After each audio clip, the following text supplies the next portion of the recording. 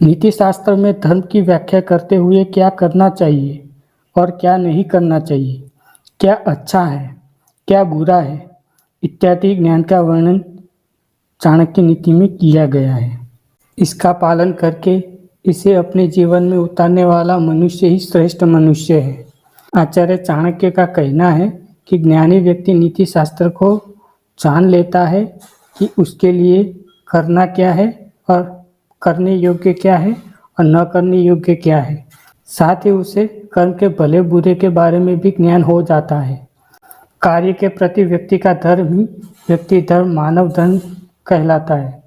अर्थात मनुष्य अथवा किसी वस्तु का गुण और स्वभाव जैसे अग्नि का धर्म जलाना और पानी का धर्म बुझाना है, उसी प्रकार राजनीति में भी कुछ धर्म अनुकूल होते हैं और बहुत कुछ धर्म के विरुद्ध होते हैं।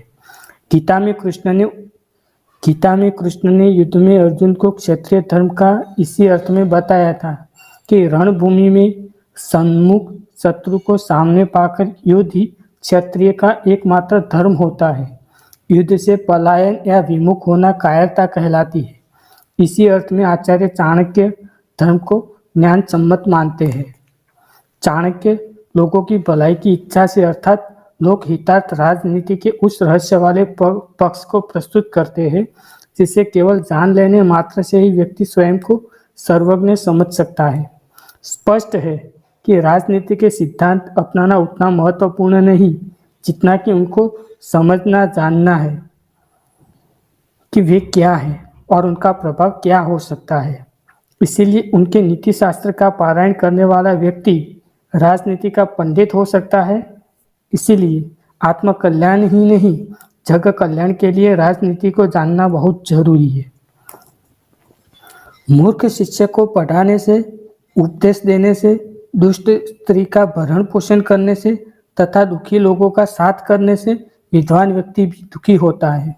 यानी कह सकते हैं कि चाहे कोई भी कितना ही समझदार क्यों ना हो, किंतु मूर्ख शिष्य को पढ़ाने पर, दुष्ट स्त्री के साथ जीवन बिताने पर तथा दुखियों रोगियों के बीच में रहने पर विद्वान व्यक्ति भी दुखी ही हो जाता है।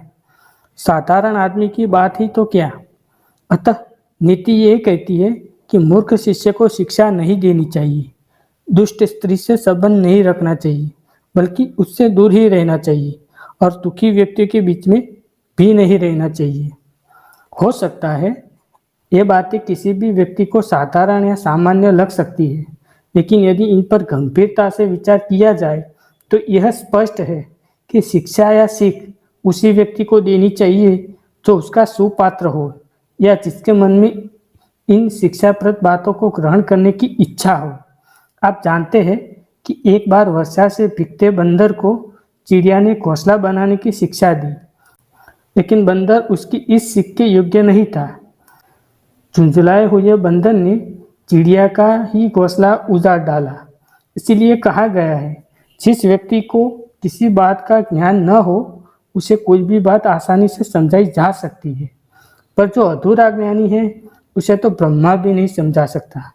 इसी संदर्भ में चाणक्य ने आगे कहा है कि मूर्ख के समान ही दुष्ट स्त्री का संग करना या उसका पालन पोषण करना भी व्यक्ति के दुख का कारण बन सकता है, क्योंकि जो स्त्री अपने पति के प्रति आस्थावान ना हो, संकी हो, वह किसी दूसरे के लिए क्या विश्वसनीय हो सकती है।